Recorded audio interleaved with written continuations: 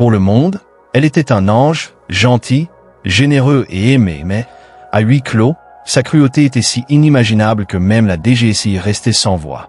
Comment la femme parfaite a-t-elle pu devenir un monstre? Et pourquoi personne ne l'a vu venir? De l'organisation de campagnes caritatives pour les enfants en Afrique au sauvetage d'animaux abandonnés, elle semblait incarner la gentillesse et la compassion. Mais derrière les portes closes de sa maison de banlieue, sa véritable nature a émergé, si horrible que même la DGSI en a perdu les mots. Comment cette jeune femme apparemment parfaite a-t-elle mené une double vie d'une cruauté inimaginable, et pourquoi a-t-il fallu si longtemps pour que quiconque s'en rende compte? Son mari, Patrick Laurent, a vécu des années de tourments indescriptibles, endurant des horreurs auxquelles personne ne devrait jamais être confronté. Et pourtant, pendant très longtemps, personne n'a soupçonné la vérité. Ce n'est qu'après une découverte choquante que les autorités ont commencé à reconstituer la sombre réalité de ce qui se passait derrière ces portes closes. Avant de continuer, je vous souhaite la bienvenue sur ma chaîne. Un immense merci à mes téléspectateurs et abonnés pour votre soutien afin de découvrir quotidiennement les histoires de crimes réels les plus captivantes, racontées et inédites. Abonnez-vous maintenant si ce n'est pas encore fait, aimez et partagez, et restez informés. Teresa Montmorency est née dans une famille privilégiée, la plus jeune fille d'une riche famille franco-américaine de Boisvillette, sur la Côte d'Azur. Son père, Claude Montmorency, était un promoteur immobilier à succès qui construisait des maisons de luxe le long de la côte, tandis que sa mère, Evelyne, était une artiste célèbre dont les peintures ornaient des galeries à travers l'État. Dès son plus jeune âge, Teresa semblait destinée à la grandeur. Dans leur vaste maison familiale, Teresa était entourée d'art, de musique et de culture. Ses parents ont favorisé l'appréciation de la créativité et de l'intellect, encourageant leurs enfants à poursuivre des passions qui feraient une différence dans le monde. Parmi ses frères et sœurs, Teresa s'est démarquée comme l'enfant en or, une fille charmante et précoce qui a prospéré tant dans les cercles universitaires que sociaux. À mesure qu'elle grandissait, l'amour de Teresa pour l'art s'est approfondi. Elle a poursuivi des études d'histoire de l'art à Sorbonne Université, où elle a obtenu son diplôme avec mention. Ses professeurs la félicitaient souvent pour son sens aigu et sa passion pour la découverte des histoires cachées derrière les œuvres d'art classique. L'éducation de Teresa ne se limitait pas à des activités intellectuelles. Cela fait désormais partie de sa personnalité. Elle cultivait un air de sophistication qui la rendait magnétique pour tous ceux qu'elle rencontrait. Après ses études collégiales, Teresa est retournée à Boisvillette, où elle s'est rapidement forgé une réputation de chouchou de la communauté. Avec sa beauté, son charme et son énergie apparemment sans fin, elle est devenue un incontournable de la scène philanthropique de la ville. Elle a travaillé sans relâche pour attirer l'attention sur les causes qui lui tenaient à cœur. L'une de ses initiatives les plus fières était une organisation caritative qui finançait des écoles et des programmes de santé pour les enfants défavorisés en Afrique. Teresa voyageait fréquemment pour superviser ces projets, partageant des photos d'elle tenant la main des enfants ou debout dans des salles de classe nouvellement construites. Elle s'exprimait avec passion lors d'événements communautaires, exhortant les autres à contribuer à sa cause. À la maison, Teresa a porté son attention sur les animaux abandonnés. Elle a organisé des missions de sauvetage, accueillant personnellement des dizaines de chiens et de chats errants au fil des ans.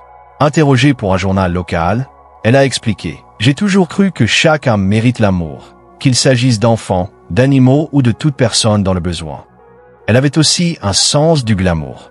Teresa a été l'instigatrice de certains des galas de collecte de fonds les plus mémorables de Boisvillette, réunissant de riches donateurs pour des soirées extravagantes comprenant de la musique live, des repas gastronomiques et des enchères silencieuses.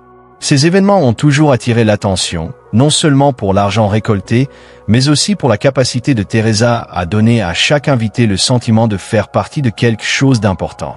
La vie personnelle de Teresa semblait aussi enviable que sa vie professionnelle. Elle a rencontré Patrick Laurent lors d'un vernissage de galerie peu après son retour à Boisvillette.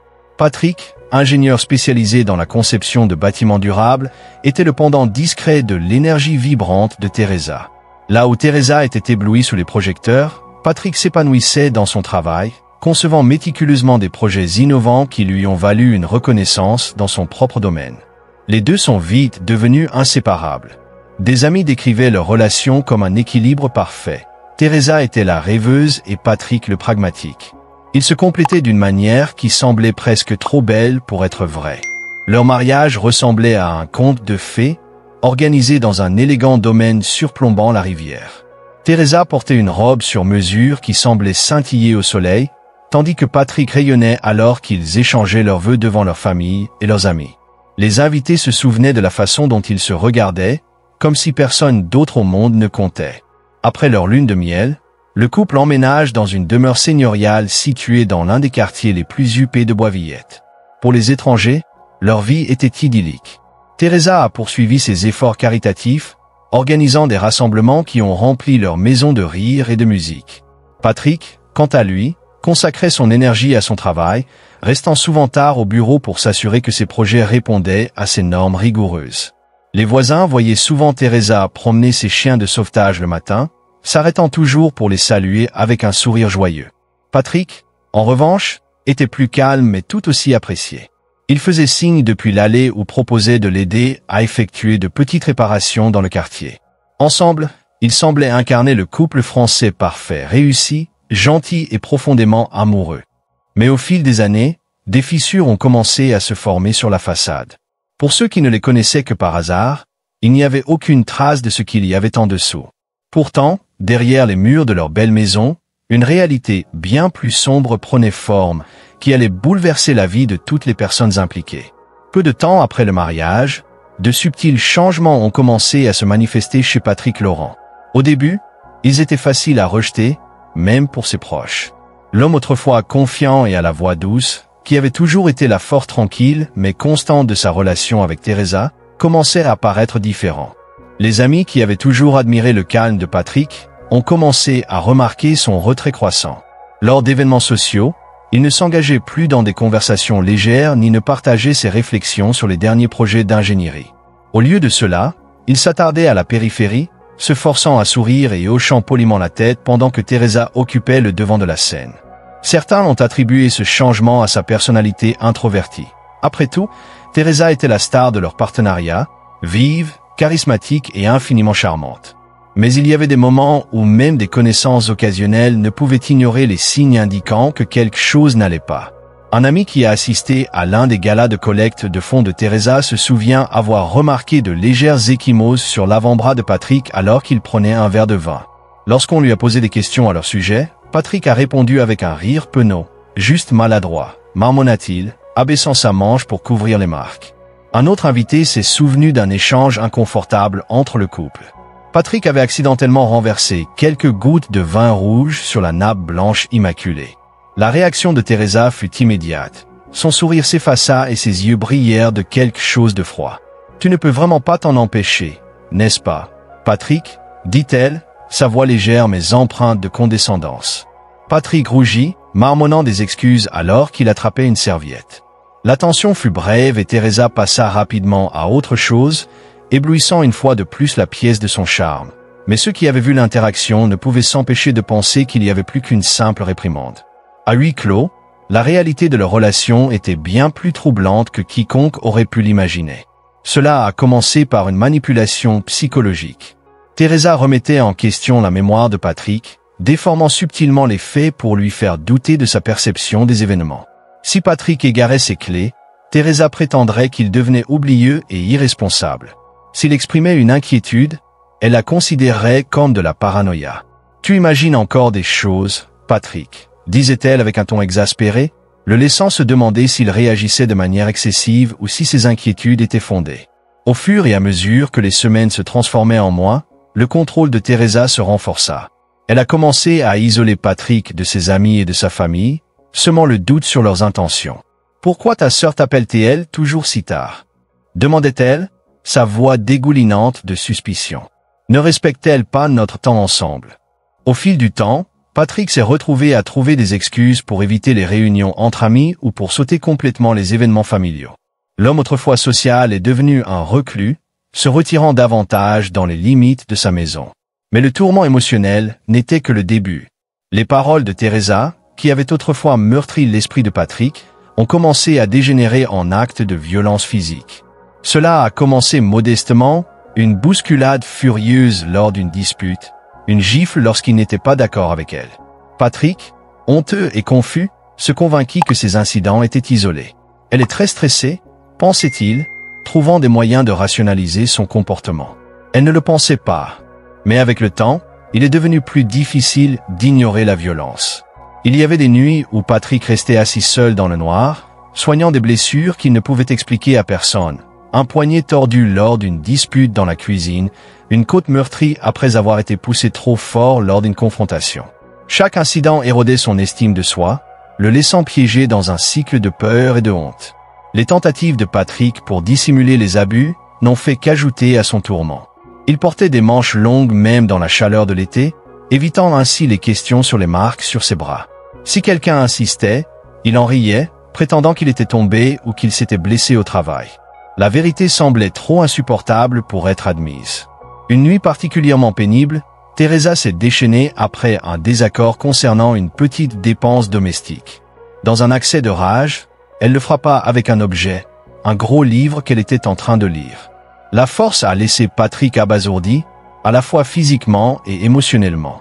Pourtant, même après cela, Patrick est resté silencieux. Il se disait qu'il pourrait le supporter, que Thérèse changerait. Mais au fond, il savait qu'il se perdait petit à petit chaque jour qui passait. Pour les étrangers, leur vie semblait toujours parfaite. Teresa a continué à éblouir la communauté avec ses efforts caritatifs et sa personnalité magnétique, tandis que Patrick jouait le rôle de mari solidaire. Mais à l'intérieur de leur maison, les murs témoignaient d'une réalité que personne n'aurait pu imaginer, une réalité qui ne se révélerait que lorsqu'il serait bien trop tard. Aux yeux de la société, Patrick Laurent était l'incarnation de la force, un homme avec une carrière réussie, une belle épouse et une vie que beaucoup envieraient. Mais derrière cette façade, il faisait face à une bataille que peu de gens pourraient comprendre. Pour Patrick, le poids de ce silence était amplifié par les normes culturelles et sociétales qui définissaient son monde. La stigmatisation entourant les hommes victimes de violences conjugales n'est pas propre à l'histoire de Patrick. Mais pour lui, elle était particulièrement prononcée. La société considère souvent les hommes comme des protecteurs, forts et résilients, insensibles à la vulnérabilité. L'idée qu'un homme soit maltraité par sa femme suscite souvent de l'incrédulité ou pire encore, du ridicule. Dans la communauté franco-américaine, cette stigmatisation peut être encore plus complexe. L'éducation de Patrick a été imprégnée de valeurs culturelles qui mettent l'accent sur la force, la persévérance et l'autonomie. Demander de l'aide ou admettre sa vulnérabilité était souvent perçu comme un signe de faiblesse, une trahison de ces mêmes principes. La partie la plus tragique de l'histoire de Patrick était la façon dont la personnalité publique de Teresa servait de bouclier, détournant tout soupçon. Pour le monde extérieur, elle était une sainte, une femme qui consacrait sa vie à aider les autres. Une narration fictive d'un membre de la communauté capture le sentiment. Teresa, il n'y a aucune chance qu'elle fasse du mal à qui que ce soit. C'est elle qui a sauvé ce chien errant dans notre quartier, celle qui a collecté des fonds pour cette école au Kenya. Au contraire, je pensais que Patrick était le problème. Il avait toujours l'air si sérieux, comme s'il n'appréciait pas ce qu'il avait. L'incrédulité n'était pas seulement due au charme de Teresa, il s'agissait de stéréotypes profondément enracinés sur ce à quoi ressemble la maltraitance et qui sont les agresseurs. La société s'empresse de décrire les agresseurs comme étant bruyants, colériques et extérieurement agressifs. Teresa n'était rien de tout cela, du moins pas en public. Pour Patrick, la combinaison des attentes sociétales, de la stigmatisation culturelle et de l'image soigneusement conçue de Teresa a créé une barrière presque impénétrable. Il était piégé, non seulement par ses actions, mais aussi par le silence de ceux qui l'entouraient, qui soit ne pouvaient pas voir la vérité, soit ne savaient pas comment y répondre. Et à mesure que les mois se transformaient en années, ce silence devenait assourdissant, laissant Patrick endurer seul ses souffrances. Une nuit que Patrick Laurent n'oubliera jamais, sa souffrance silencieuse atteint son point de rupture. Pendant des années, il avait enduré la colère de Thérèse Montmorency, protégeant sa cruauté du monde. Mais cette nuit-là, sa colère a atteint un niveau qui a laissé Patrick craindre pour sa vie. La dispute a commencé à propos de quelque chose d'aussi trivial qu'un jeu de clés égarées. Teresa avait organisé un gala de charité plus tôt dans la soirée. Lorsqu'elle est rentrée chez elle, elle n'a pas pu retrouver ses clés sur le comptoir de la cuisine où elle pensait les avoir laissées. Sa frustration bouillonnait alors qu'elle fouillait la maison. La voix de Teresa devint plus forte et ses mots plus profonds. Lorsque Patrick a tenté de s'éloigner pour se retirer de la dispute qui s'intensifiait, elle l'a suivi. Sa colère s'est transformée en violence physique. Patrick racontera plus tard comment Teresa a attrapé un lourd vase en cristal sur la table basse, un cadeau de l'un de ses nombreux admirateurs, et l'a lancé sur lui avec une force alarmante. Le vase s'est brisé contre le mur à quelques centimètres de sa tête. Le bruit aigu du verre brisé résonnait dans la maison, un rappel terrifiant à quel point les choses étaient devenues incontrôlables. J'ai regardé les éclats sur le sol et j'ai pensé, cela aurait pu être ma tête. Elle n'était pas seulement en colère, elle était hors de contrôle et pour la première fois, j'ai pensé qu'elle pourrait me tuer, se souvient Patrick. Alors que Patrick tentait de quitter la pièce, Teresa lui barra le chemin, sa voix dégoulinante de venin. Elle l'a frappé à plusieurs reprises, ses poings frappant sa poitrine et ses bras. Lorsqu'il parvint enfin à se libérer, il s'enferma dans la salle de bain, le cœur battant alors qu'il essayait de reprendre son souffle. Dans la salle de bain, Patrick regardait son reflet dans le miroir. Son visage était enflé, sa chemise déchirée. Il savait qu'il ne pouvait pas continuer ainsi, mais la peur et la honte l'avaient gardé silencieux pendant si longtemps. Ses mains tremblaient alors qu'il attrapait son téléphone. L'appel au 15 fut court mais semé d'hésitation. « Opérateur 15, quelle est votre urgence ?» J'arrivais à peine à prononcer les mots. J'ai juste dit « j'ai besoin d'aide. Ma femme, elle me fait du mal. » Même en le disant, j'ai ressenti cette vague de honte, comme si j'enfreignais une règle tacite. Mais je savais que si je n'appelais pas, je ne passerais peut-être pas la nuit. A expliqué Patrick plus tard. L'opératrice a tenté d'obtenir plus de détails, mais la voix de Patrick a faibli. Il avait du mal à expliquer ce qui s'était passé, terrifié à l'idée de ce que Teresa pourrait faire si elle l'entendait. Lorsque les policiers sont arrivés sur les lieux, ils ont trouvé Patrick assis sur le perron, le visage marqué d'un mélange de soulagement et de terreur. Il avait finalement fait le premier pas pour demander de l'aide, mais il n'avait aucune idée à quel point le chemin à parcourir serait difficile. Malgré les signes évidents de lutte physique, le vase brisé, les contusions sur les bras et le visage de Patrick, les policiers qui ont répondu étaient sceptiques. Teresa les accueillit à la porte, calme et posée, son visage strié de larmes contrastant fortement avec l'apparence échevelée de Patrick. Teresa a immédiatement raconté une histoire qui la dépeint comme la victime. Je ne sais pas ce qui s'est passé. Patrick a été tellement stressé ces derniers temps, et il a juste craqué. J'ai essayé de le calmer, mais il a commencé à lancer des objets. « S'il vous plaît, j'ai tellement peur pour lui », a-t-elle déclaré. Sa prestation était convaincante. Les policiers, influencés par sa réputation de figure bien-aimée de la communauté, ont commencé à remettre en question le récit des événements que Patrick avait faits. « Monsieur Laurent, est-il possible que ce soit juste un malentendu ? Votre femme semble véritablement soucieuse de votre bien-être ?» ont-ils demandé. Pour Patrick, l'incrédulité a été presque aussi dévastatrice que les abus eux-mêmes. Il avait finalement trouvé le courage de s'exprimer, seulement pour voir Teresa manipuler la situation à son avantage. La police est repartie sans procéder à aucune arrestation, conseillant au couple de régler les problèmes. Les conséquences de cette nuit ont laissé Patrick se sentir plus piégé que jamais. Dans les jours qui ont suivi, les abus de Teresa n'ont fait que s'intensifier. Elle a utilisé l'échec de l'intervention de la police comme preuve de son pouvoir, narguant Patrick en sachant que personne ne le croirait. Patrick découvrirait bientôt qu'échapper à l'emprise de Teresa serait bien plus difficile qu'il ne l'aurait jamais imaginé.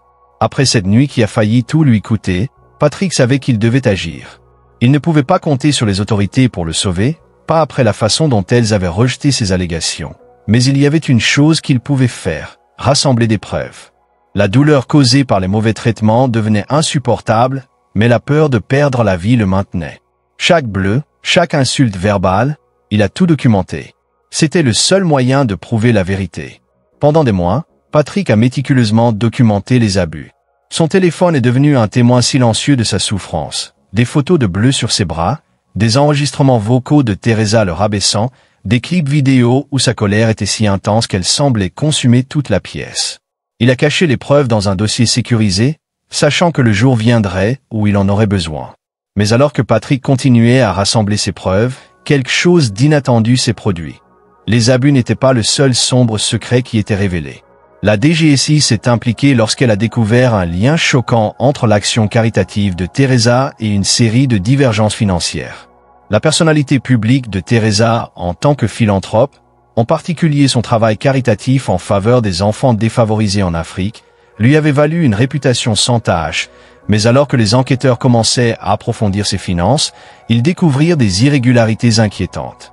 Au début, la DGSI n'était pas au courant de ces abus, mais à mesure qu'elle démêlait les crimes financiers liés à l'association caritative de Teresa, elle a commencé à découvrir des schémas inquiétants. L'argent n'était pas seulement volé, il était utilisé pour financer le style de vie somptueux de Teresa, son goût luxueux pour l'art, la gastronomie, plus choquant, sa manipulation des gens autour d'elle. Le travail caritatif de Teresa, qu'elle avait utilisé pour gagner sympathie et admiration, n'était qu'une façade pour des activités beaucoup plus sombres. Les fonds destinés à aider les enfants dans le besoin ont été détournés vers des comptes secrets. Elle avait utilisé son charme et la réputation de sa communauté pour gagner la confiance, tout en orchestrant un réseau de tromperies qui s'étendait au-delà des frontières internationales. L'enquête de la DGSI a révélé comment Teresa avait créé des sociétés écrans et de faux comptes sous divers pseudonymes pour faire sortir les fonds volés du pays. Mais ce ne sont pas seulement les crimes financiers qui se sont démarqués. C'était ainsi que le comportement abusif de Teresa semblait refléter la manipulation de ses transactions frauduleuses. La même nature froide et calculatrice qui lui a permis de voler des millions de dollars à des enfants vulnérables l'a également conduite à la cruauté envers son mari. C'était comme si elle ne voyait personne d'autre qu'un outil à utiliser et à jeter. Les documents de Patrick, les photographies, les enregistrements et les vidéos ont commencé à donner une image plus claire. Ce qui semblait autrefois être des incidents isolés d'abus semble désormais faire partie d'un schéma plus vaste de contrôle et de domination. Elle avait utilisé son charme et sa réputation pour se protéger des soupçons, mais derrière des portes closes, elle avait impitoyablement manipulé et blessé ses proches. Au fur et à mesure que l'enquête de la DGSI s'approfondissait, les agents commençaient à saisir toute l'ampleur de la double vie de Thérèse Montmorency, faite d'adoration publique et de terreur privée. Ce qu'ils avaient initialement cru être un cas de détournement de fonds s'est rapidement transformé en une situation beaucoup plus sombre et compliquée. Les agents de la DGSI ont exprimé leur incrédulité en reconstituant les strates de la manipulation de Teresa. Non seulement elle avait volé des millions de dollars, mais elle avait également utilisé son travail caritatif pour faire avancer son programme, se consolidant en tant que figure de confiance tout en cachant sa vraie nature au public. Mais la réalisation la plus choquante a été de constater à quel point son comportement abusif s'inscrivait parfaitement dans ce schéma. Elle était passée maître dans la manipulation. Elle a fait croire à Patrick qu'il était faux, et en même temps, elle a charmé le public en lui faisant croire qu'elle était cet ange. Mais lorsque nous avons examiné les preuves, il était clair qu'elle était le cerveau derrière tout cela, a fait remarquer un agent. Pour la DGSI, découvrir la profondeur des agissements de Thérèse a été un choc à la fois professionnel et personnel. Il était rare qu'une affaire aussi complexe implique non seulement une fraude financière, mais également des violences psychologiques et physiques à long terme. Les enquêteurs ont été stupéfaits de voir à quel point sa charmante personnalité publique avait servi de couverture parfaite à ses actes sombres. Alors que la DGSI commençait à monter son dossier contre Teresa, elle réalisa que la clé pour bien comprendre sa manipulation résidait dans sa relation avec Patrick. Ils ont commencé à faire le lien entre ses abus et les crimes financiers. Ces tactiques de contrôle, d'isolement et d'intimidation n'étaient pas différentes des méthodes qu'elle avait utilisées pour siphonner l'argent des fonds de son organisme de bienfaisance. Dans cette affaire, tout est lié. La façon dont elle exploitait les vulnérabilités de Patrick n'était pas différente de la façon dont elle exploitait la générosité des donateurs pour financer ses propres désirs. Elle n'était pas seulement une fraude, c'était une prédatrice dans tous les sens du terme, a noté un enquêteur. Il est devenu clair pour la DGSI que les abus subis par Patrick n'étaient pas qu'un incident isolé. Cela faisait partie d'une histoire beaucoup plus vaste et plus effrayante. Thérèse Montmorency avait passé des années à manipuler, tromper et blesser son entourage, tout en conservant sa parfaite image publique.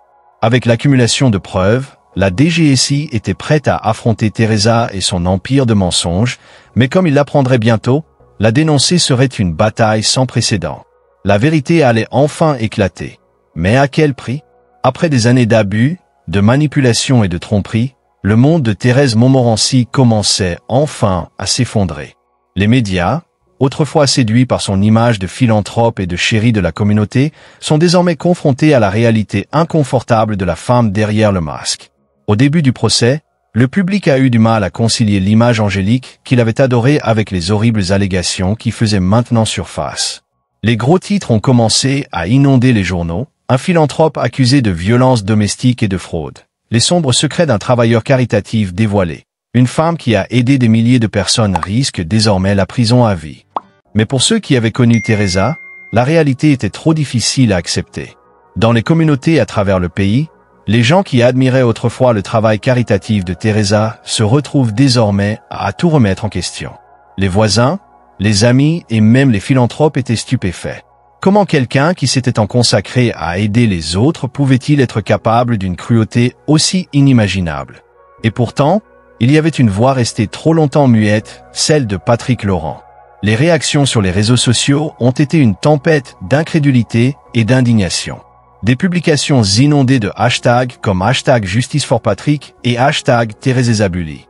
Beaucoup ne pouvaient pas croire les accusations portées contre une femme si publiquement adorée, et certains doutaient même de la version des événements de Patrick. Mais à mesure que de plus amples détails apparaissaient, les preuves accablantes ont commencé à influencer l'opinion publique. Une série de tweets a clignoté sur l'écran. @JusticeForPatrick. Je n'arrive pas à y croire. Thérèse était mon idole. Comment n'avons-nous pas vu cela venir? @RealToCrita. Les victimes sont de toutes formes, tailles et sexes. Soyons aux côtés de Patrick. La perception du public évolue, mais la bataille est loin d'être terminée. Pour Patrick, prendre la parole n'était que le début d'un long et douloureux voyage pour récupérer sa vie. Et pour le monde, c'était un rappel brutal des masques que les gens portent et des vérités qui se cachent derrière eux. Le pays était divisé. Tandis que certains continuaient à défendre Teresa, d'autres se tenaient aux côtés de Patrick pour exiger justice. Les réactions sur les réseaux sociaux ont été une tempête d'incrédulité et d'indignation, avec des messages tels que « choqué mais pas surpris ». Un véritable monstre caché derrière un sourire. Cela me rend malade. Mais rien ne pouvait préparer quiconque au drame qui allait se dérouler dans la salle d'audience. Le procès ne ressemblait à rien de ce que le public avait vu auparavant, l'affaire ayant attiré une intense attention médiatique. Chaque détail est devenu un spectacle. Patrick Laurent, autrefois un homme calme et à la voix douce, était désormais le personnage central d'un drame judiciaire qui allait révéler au monde sa douleur la plus profonde. La scène dans la salle d'audience était tendue. L'air était lourd lorsque Patrick a pris la parole, son attitude calme mais visiblement émue. Sa voix trembla alors qu'il commençait à raconter les années de tourment, chaque mot perçant le silence de la pièce. Le procureur lui a demandé de décrire la première fois où il s'est rendu compte que quelque chose n'allait pas. Je savais que quelque chose n'allait pas après le mariage. Au début, j'ai trouvé que c'était normal, des petites disputes ici et là, mais ensuite les cris, les insultes ont commencé. Ils ne concernaient pas seulement moi, ils concernaient tout, la façon dont je m'habillais, la façon dont je parlais, la façon dont je bougeais. C'était comme si rien de ce que je faisais n'était assez bien. Mais ce n'est que lorsque j'ai commencé à cacher les bleus que j'ai réalisé à quel point la situation était grave, a déclaré Patrick. Il fit une pause, baissant les yeux sur ses mains, avant de poursuivre. Ce n'était pas seulement les coups physiques. Elle m'a donné l'impression que je n'étais même pas humaine, que je n'étais rien. J'ai commencé à y croire. La salle d'audience était silencieuse, on pouvait sentir le poids de chaque mot. Patrick n'était plus seulement la victime dans cette affaire, il était un livre ouvert, permettant au monde de voir la dévastation émotionnelle et psychologique cachée depuis si longtemps. Mais son témoignage était loin d'être facile. Chaque fois qu'il parlait, l'équipe de défense de Teresa était prête à bondir. L'avocat de Teresa, un avocat de la défense chevronné, a tenté de discréditer le témoignage de Patrick. Ils ont fait valoir que ces accusations n'étaient rien de plus qu'une tentative désespérée de se venger de sa femme, utilisant ses propres défauts comme excuse pour son échec en tant que mari. La défense n'a pas hésité, s'appuyant fortement sur les préjugés qui existent encore dans la société, notamment à l'encontre des hommes victimes d'abus. Le stéréotype selon lequel les hommes sont forts, invulnérables et indignes de sympathie lorsqu'ils sont victimes semble s'infiltrer dans les arguments de la défense. La salle d'audience était divisée. Certains jurés regardaient Patrick avec pitié et empathie, tandis que d'autres semblaient remettre en question sa version des événements. L'avocat de Teresa a même tenté de renverser la situation, mettant en doute sa crédibilité. N'est-il pas vrai, Monsieur Laurent, que c'est vous qui avez déclenché de nombreuses disputes, que vous étiez vous-même sujet aux accès de colère? N'est-il pas possible que vous souhaitiez simplement jouer le rôle de victime dans un mariage qui était, à la base, brisé? A demandé l'avocat. L'histoire de Patrick témoigne de la résilience de l'esprit humain, mais elle met également en lumière plusieurs vérités plus profondes et troublantes sur la société. les choses que nous négligeons souvent, les choses que nous préférons ne pas affronter. Premièrement, il y a la réalité troublante selon laquelle les hommes victimes de violences domestiques sont souvent rejetés ou réduits au silence. Pendant trop longtemps, on a appris aux hommes à se montrer virils pour éviter de montrer leur vulnérabilité. Cette culture toxique crée un environnement dans lequel les hommes se sentent isolés, impuissants et honteux de dénoncer leurs abus. Le cas de Patrick ne concerne pas seulement la souffrance d'un seul homme. C'est un rappel flagrant que nous devons remettre en question ces stéréotypes et garantir que toutes les victimes d'abus, quel que soit leur sexe, reçoivent le soutien et la reconnaissance qu'elles méritent. Deuxièmement, nous devons réfléchir au danger de faire aveuglément confiance aux personnalités publiques. Thérèse Montmorency était aimée de sa communauté, adorée par plusieurs pour son travail caritatif et l'image qu'elle avait soigneusement cultivée. C'était une femme qui semblait tout avoir, une vie parfaite, un mariage parfait et une réputation parfaite. Mais son image était un mensonge soigneusement élaboré, et ce n'est que lorsque la vérité a été révélée que les gens ont commencé à voir le monstre qu'elle était devenue. Nous devons nous rappeler que les façades publiques ne sont que cela, des façades.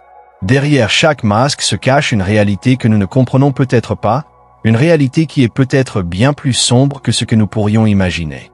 Enfin, cela nous rappelle l'importance de reconnaître les abus lorsqu'ils se produisent. Trop souvent, nous détournons le regard et choisissons d'ignorer les signes en faveur du confort ou de la commodité. La maltraitance ne ressemble pas toujours à des contusions ou à des fractures. Parfois c'est l'isolement, le contrôle, la manipulation. Parfois, c'est le lendémêlage de l'esprit et de l'esprit d'une personne. Nous devons être vigilants, compatissants et disposés à agir lorsque nous constatons des signes d'abus, quelle qu'en soit la victime. Alors que nous concluons l'histoire de Patrick, réfléchissons à cette leçon clé. Le mal ne porte pas toujours un masque de méchanceté. Parfois, cela se cache derrière le sourire le plus éclatant. Parfois, c'est enveloppé de charité et de gentillesse, une façade destinée à nous aveugler sur la vérité. Mais peu importe avec quel soin quelqu'un cache ses ténèbres, la vérité trouvera toujours un moyen de faire surface.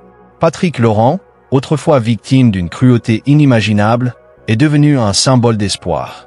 Sa force, sa résilience et son engagement à aider les autres nous montrent que, quelle que soit la profondeur des blessures, la guérison est possible et que la première étape vers la guérison est toujours de dire la vérité. N'oubliez pas qu'il n'est jamais trop tard pour obtenir de l'aide et que s'exprimer est la première étape vers une reprise en main de votre vie. Si vous avez trouvé cette histoire perspicace, si elle vous a fait réfléchir aux réalités des abus et à leur impact dévastateur sur des vies, n'hésitez pas à aimer, commenter et vous abonner. Votre soutien nous aide à sensibiliser à ces questions importantes et à mettre en lumière les histoires qui doivent être entendues. Merci d'avoir regardé. Restez forts et rappelez-vous que la vérité fera toujours son chemin vers la surface.